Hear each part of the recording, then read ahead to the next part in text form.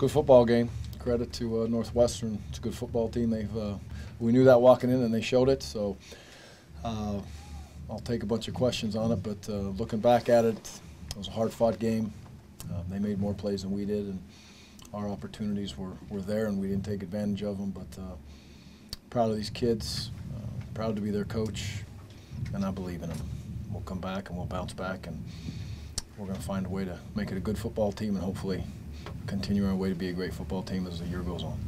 Gary, what led into the decision to change quarterbacks when you did, and where do you go from here with that? I just felt like we needed to find a spark on offense. You know, it wasn't even necessarily when I told Andy I wanted to give Joel a shot. Again, in quick review, this was the first week where I really felt that, you know, when I looked at Joel and I asked Joel, is he ready to go? Like I've told you guys all week long, that this was the week where he felt like he was ready to go, and I believed it. And so when I felt like we needed to find a spark, looking for a spark, that's why we made the change. So it wasn't necessarily on just the quarterback production, it was the offense as a whole, and we needed to move in that direction. Moving forward, you know, I would say right now, if we've talked about it, and so we talk the talk, so now we got to walk the walk as we move forward. And it's, you know, our spot that we're in is Joel threw a couple balls down the field. He took the top off the coverage. Did we make the plays? No, we didn't, but they were there. You saw Tanner involved in some of the spread run plays that were highly effective for us, and early in the game, and that was very, very good to see. Even though it wasn't him running the ball, it was the spread run theory that made some big plays for us early in that football game. So right now we've got to look and see what's the functionality of our offense, what is absolutely the best offense fits the offensive line, the wide receivers, and you know, the tight ends, fullbacks, and everybody that's involved. So they're both going to turn around and get reps, and we'll see how that progresses. Would you envision a situation where you start Joel to take advantage of his ability to take a top off the offense and use Tanner as a change of pace guy, which I think there was big discussion about all camp? Yeah, could very well may move in that direction if it's best for us, because, you know, have not proven to be effective enough to be what I would call a stable offense, if you will. Now, I don't care about yards. I don't care about all the other stuff other than just a functioning offense that allows us to win Big Ten games. And the game changes when you walk into the Big Ten. We all know that, and we understand that. So if that means we have to adapt the offensive system and the scheme this year to help ourselves as a football team, to have both of those schemes I'm talking about, because we are different than we were a year ago. You know, a year ago, we throw that thing up there, and there's a pretty special kid going up and getting it. And the kids that are playing right now want to be special. We got to get better at it, and we're excited to help them get there. How much did poor field position slow the offense down? Yeah, it was important today. You know, their guy did a great job of punting the ball and downing it down in that position, and there was numerous times we ended up getting backed up, and it's a long field to go.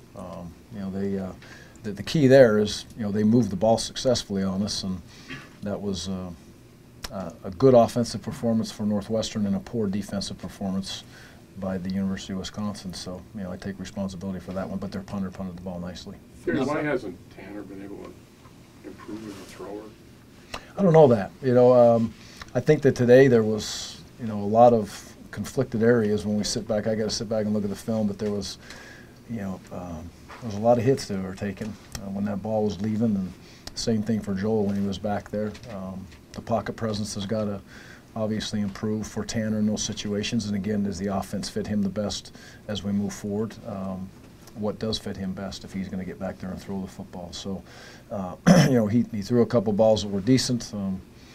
Sound like a broken record. He'd like to have a couple of them back, obviously, and he got hit a few times. So, but if we're going to get out there and, you know, tip balls for picks, you know, contested balls that they end up continually knocking out of our hands, it's going to be very tough sledding to throw the football. Gary, you mentioned Northwestern's offense and a sub-part of your defense. It looked like Dave went with the two down linemen, backers, to try to defend their spread, and I'm guessing they just said, we're going to run the ball. Is that the philosophical choice there? Well, we never had a scheme where there was only two defensive linemen in there. Now, Vince Beagle was a defensive end this week. Correct. So, yeah, so Vinny was you know, we played him instead of, so I could see where you guys are coming from saying there's just 2 D linemen, but Vinny was, in the peso package, he was a defensive end. That's why you saw him a lot of times come in and play where the defensive end usually plays in a B gap, or Jesse. They were both playing that position this week. You mentioned Joel took the top off the defense a little bit in the second half, but overall, how would you assess his second half given that he hadn't played in the game? Yeah, it was good to see. You know, I thought probably the most impressive play for me that Joel made was his ability when he went through his reads and there was nothing there and he dumped the ball out to Corey. That was a nice play, and you know he felt in control. A couple times that clock's going down to 3-2-1-0, and I'm looking to call timeout, and you know his presence was there to get the ball snapped. So I was proud of the way that he got in there and played, and you know I'm excited to again get back out to practice and move forward with this offense and do my part to try to help him get better. What was he trying to do on the interception in the end zone? I couldn't see it. Like I asked that question on the radio. I couldn't see it from my vantage point on the field, and then I could not see it on the jumbotron. So my vision of that was completely blocked. So I have to see that in the film. With Vince at that end, do you think they were able to take advantage of some things with the run game better than you anticipated? Not because of Vince and Jesse's position change. Absolutely not. We did not tackle well. Numerous times we had a free hitter or a guy to feed a block early on the line of scrimmage, and we bounced off those blocks. These kids ran hard on tape. They've shown that every game they played this year, and they ran hard again today. And just guessing now, but it appeared to me without seeing the tape that's the worst tackling game we've had this season.